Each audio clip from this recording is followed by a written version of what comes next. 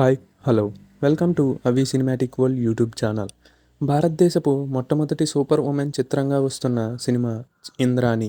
యానియా super ఉమెన్గా నటిస్తూ Stephen పల్లం దర్శకత్వం వహించిన ఈ మూవీ ఈరోజే ప్రేక్షకుల ముందుకు వచ్చింది.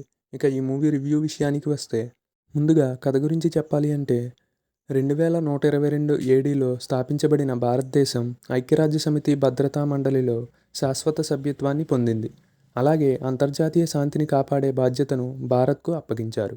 అందుకే ఇతర దేశాలతో పోటీ పడేందుకు భారత్ ప్రధాని ఐఎస్ఎఫ్ పేరుతో ఒక సంస్థను స్థాపించారు. కానీ చైనా భారతదేశంపై దాడిని ప్రారంభించింది. ఇది సూపర్ ఉమెన్ ఇంద్రాణిని సమయానికి తిరిగి వెళ్ళేలా చేస్తుంది.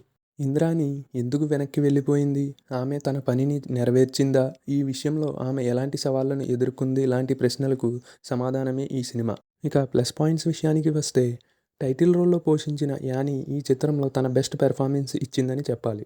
ఈ సైన్స్ ఫిక్షన్ ఎంటర్టైన్మెంట్ కోసం నటి కత్తి యుద్ధం మరియు నుంచక్ కదలికలను నేర్చుకుంది.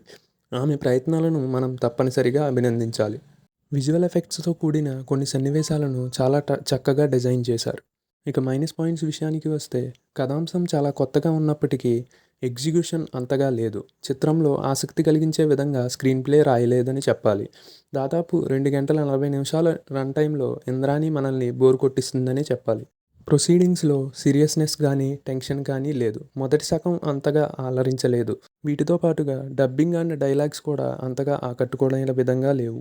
ఇక మొత్తంగా చూసుకున్నట్లయితే, ఇంద్రాణి అంటూ వచ్చిన ఈ మూవీలో కథ బాగున్నప్పటికీ కథను ప్రజెంట్ చేసిన విధానం అయితే అస్సలు బాలేదనే చెప్పాలి.